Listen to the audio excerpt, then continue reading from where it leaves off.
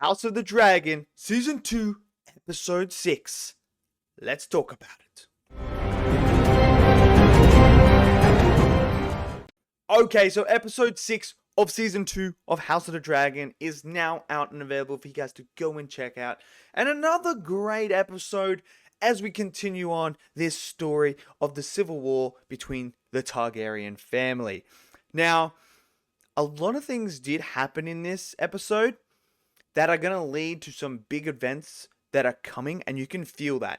Now, the first thing about this episode is the feeling I got watching this episode is the feeling of the Greens starting to lose grip on the stronghold they have of the Iron Throne.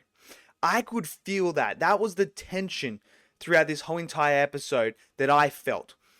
You know, from Aemon's mistakes from last episode with the Dragonhead, what he was doing with that stupid decision, and now with them blockading the gates so no one can get out of King's Landing, and then the food situation, the shortage of the townsfolk not having the supply of the food that they would like, starving, and then you have Rhaenyra, who capitalizes on this mistake that they have made by sending food to them.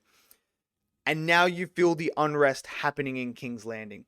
So you can feel it. And it's, you know, it's a perfect example of when Alicent and Helena are coming out and they're just getting bombarded by people who are chanting Queen Rhaenyra and, you know, attacking the King's Guard.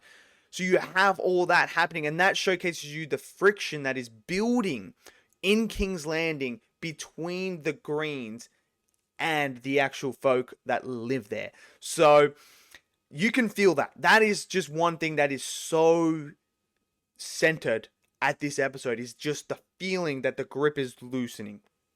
And now, Aemon himself, Aemon,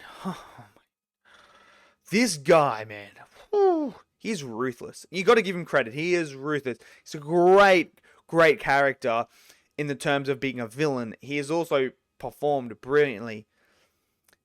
But man, when he has that conversation with his mother after the council meeting, and he basically just throws her to the side and says, "You've done your time, woman.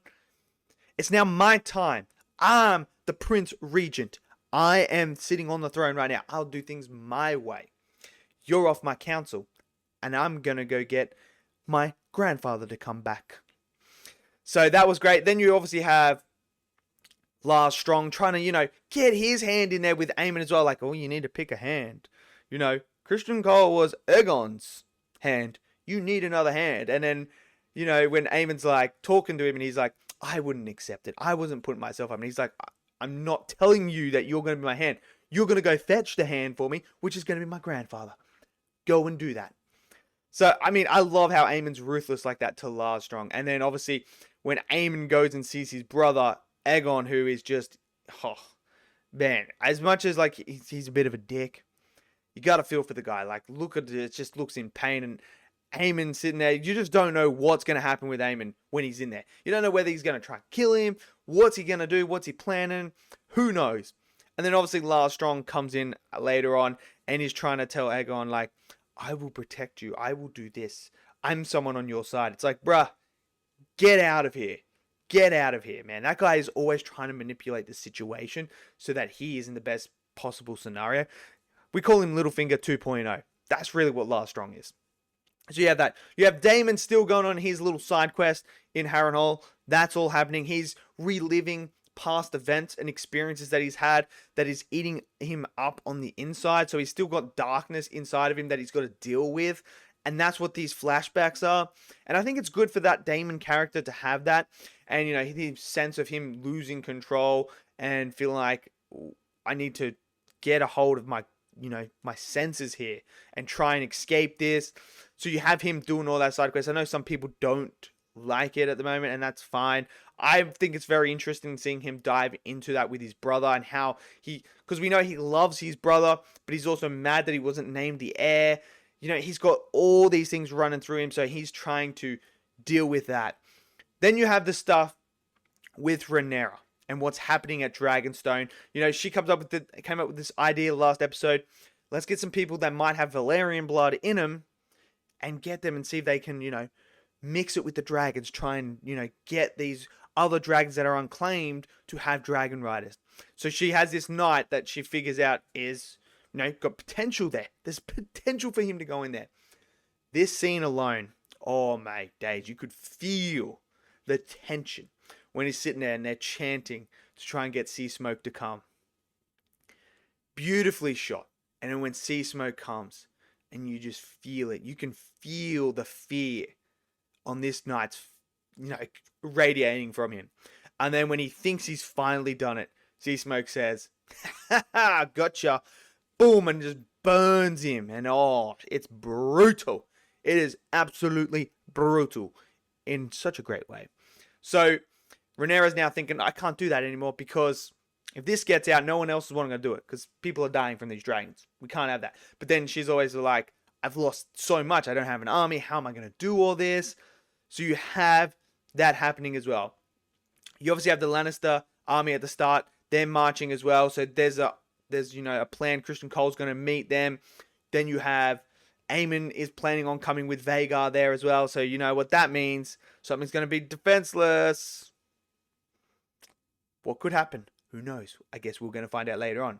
But then you have the moment at the end.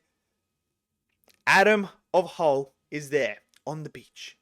And he sees Sea Smoke, who's coming in. Looks like he's trying to eat him, trying to attack him. So he's running around, trying to escape Sea Smoke. And you get the moment where Sea Smoke lands. He's up against the wall, and you're thinking, is this the end for him? Is this the end for one of the Velaryons? Is it? And then it goes to Rhaenyra, who's making out with that woman. The knight comes in and says, guess what? Sea Smoke has a rider. We need to go figure this out. So Rhaenyra jumps on her dragon, flies out there. Boom. Cut. So we're going to find out who is the rider. I think this episode made it kind of very clear who the rider is of Sea Smoke. Come on, guys. I mean, it's not really a spoiler. We know who the rider is. This episode showed you who the rider was. But I thought this episode was good. I can feel the green slipping. Rhaenyra getting stronger. And it's sort of like, it's gone from, like, it was at the level playing field. And then it was like this, tipping to the greens. And now it's coming back. And you can just feel it's going the other way. So it's going to be interesting.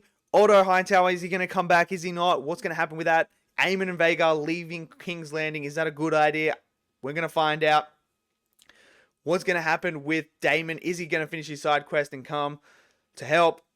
Who knows? But I'm excited for the next episode. Let me know what you guys thought of this episode. Smash down in the comment section below. Smash that like button. Click subscribe. And I'll see you guys next video. Until then, stay safe and peace out.